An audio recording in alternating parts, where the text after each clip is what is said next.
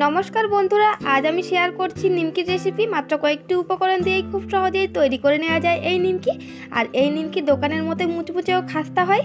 তো আপনারা দেখতে থাকুন আমি এই নিমকিটা কিভাবে তৈরি করি। আশা করছি আপনাদের ভালো লাগবে। নিমকি বানানোর জন্য আমি এখানে নিয়ে নিচ্ছি 1.5 কাপ ময়দা,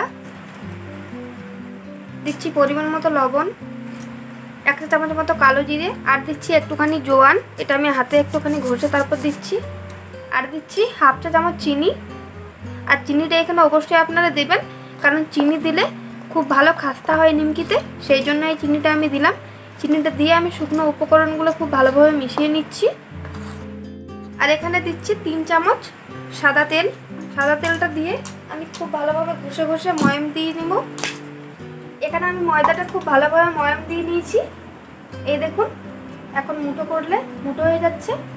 তো যখন এইরকমভাবে মুঠো হয়ে যাবে তখন বুঝবেন যে ময়ামটা ঠিকঠাকভাবে হয়েছে। আর এই ময়াম দেওয়ার কাজটা কিন্তু একটু টাইম ধরে করে নেবেন খুব ভালোভাবে, কারণ যত ময়ামটা ভালো দেওয়া হবে তত কিন্তু নিমকিটা খেতে ভালো হবে। আর এখন একটু একটু জল দিয়ে আমি একটা ডো তৈরি করে নেব। আর এই দেখুন, এখানে আমি ময়দাটা এরকমভাবে মেখেছি। এখানে ময়দাটা কিন্তু খুব একটা শক্ত করে মাখলেও হবে না, আবার খুব একটা নরম করে কিন্তু মাখাও চলবে না। একটা মোটামুটিভাবে মেখে নিতে হবে, মানে ডোটা আর কি মোটামুটিভাবে তৈরি করে নিতে হবে। তো এই দেখুন, আমি এখানে এইরকমভাবে মেখেছি।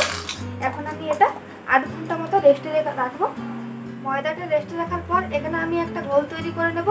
এতে করে নিমকিটা আরও বেশি খাস্তা ও মুচমুচে হবে। তো গোল তৈরি করার জন্য আমি এখানে দিয়ে দিচ্ছি 3 চামচ রিফাইন তেল। এখানে আপনার রিফাইন তেলের পরিবর্তে ঘিও দিতে পারেন। আর দেবো 3 চামচ ময়দা। আর এখানে য চামচ তেল বা রিফাইন, আর এখানে য চামচ তেল বা ঘি নেবেন, 6 চামচই কিন্তু ময়দা নিতে হবে। তো এটা আমি এখন ভালোভাবে গুলে নেব। ময়দাটা রেস্টে রাখা আমার আধ ঘন্টা হয়ে গিয়েছে। এই দেখুন, এখানে এখন ময়দাটা আমার খুব ভালোভাবে সেট হয়ে গিয়েছে। এখন এই ময়দাটা আমি খুব ভালোভাবে আবার মেখে নেব। এখানে আমি ময়দাটা খুব ভালোভাবে মেখে নিয়েছি। এই দেখুন, এরকমভাবে আমি ময়দাটা মেখেছি। এখন এই ময়দা থেকে আমি রুটির থেকে একটু বড় মতো করে লেচি কেটে নেব।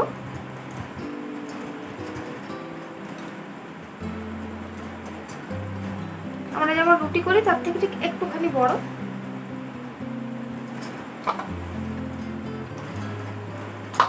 আমি লেচুগুলো কেটে নিয়েছি। তারপর এখানে আমি একটা চাকি নিয়ে নিয়েছি।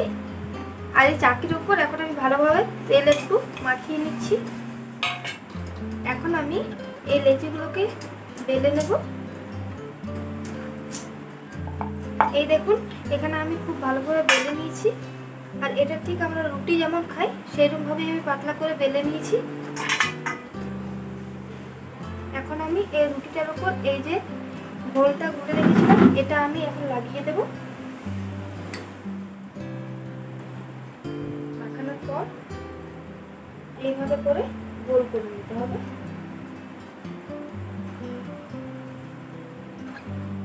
এইভাবে গোল করে নিয়েছি। এখন আমি এটা থেকে কেটে কেটে লেচির মতো করে নেব। আর এই দেখুন কত সুন্দর লেয়ারগুলো পড়েছে।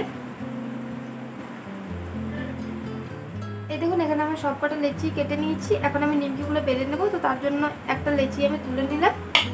আর এইরকমভাবে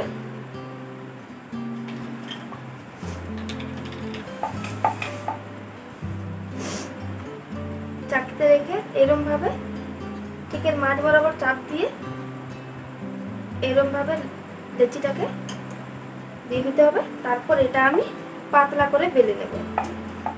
এই দেখুন, এরকম পাতলা করে আমি বেলে নিয়েছি। তারপর এর উপরে ওই যে গোলটা লাগিয়ে নিচ্ছি। তারপর এই যে এক সাইডটা এনে এর মাঝখানটা একটুখানি আমি চাপ দিচ্ছি। তারপর এই দিক থেকে নিয়ে এসে এইখানটা ভালোভাবে মুড়ে দিচ্ছি। এই জায়গাটা একটু ভালোভাবে মুড়ে নিতে হবে।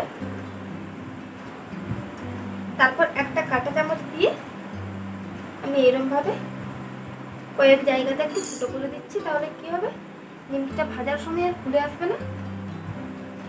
এইভাবে করে আমি প্রত্যেকটা নিমকি তৈরি করে নেব। এখানে আমি সব নিমকিগুলো তৈরি করে নিয়েছি। এখন আমি নিমকিগুলো ভেজে নেব। নিমকি ভাজার জন্য এখানে আমি তেলটা হালকা করে গরম করে নিয়েছি। আর নিমকি ভাজার জন্য তেলটা কিন্তু খুব গরম করে চলবে না। তারপর আমি এক এক করে নিমকিগুলো দিয়ে দিচ্ছি। আর নিমকিগুলো দেওয়ার পর কিন্তু আঁচটা বাড়ানো চলবে না, কম কম আঁচে নিমকিগুলো ভেজে নিতে হবে। এই দেখুন এখানে নিমকিগুলো আমার কালারটা এক পাশটা চেঞ্জ হয়ে গিয়েছে। এই দেখুন একদম হালকা আছে নিমকিগুলো আমি লাল করে ভেজে নিয়েছি। এখানে নিমকিগুলোর কত সুন্দর কালার চলে এসেছে দেখুন। এখানে নিমকিগুলো আমার এখন ভাজা হয়ে গিয়েছে। এখন আমি নিমকিগুলো তুলে নিচ্ছি। এই দেখুন বন্ধুরা কত সুন্দর নিমকিগুলো হয়ে গিয়েছে দেখছেন, আর কত সুন্দর কালার এসছে, একদম দোকানের মতোই হয়েছে নিমকিগুলো দেখতে। আর এই নিমকিগুলো খেতেও হয় একদম দোকানের মতোই, এত টেস্ট হয় নিমকিগুলো। আর দেখুন এই দেখুন আওয়াজটা শুনে বুঝতে পারছেন কতটা খাস্তা হয়েছে, দেখছেন। তো আপনারাও বাড়িতে এইভাবে বানিয়ে দেখবেন, এই নিমকি খেতে খুবই ভালো হয়। আর এই রেসিপিটা যদি আপনাদের ভালো লেগে থাকে তাহলে আমার চ্যানেলটা সাবস্ক্রাইব করে আমার পাশে থাকবেন।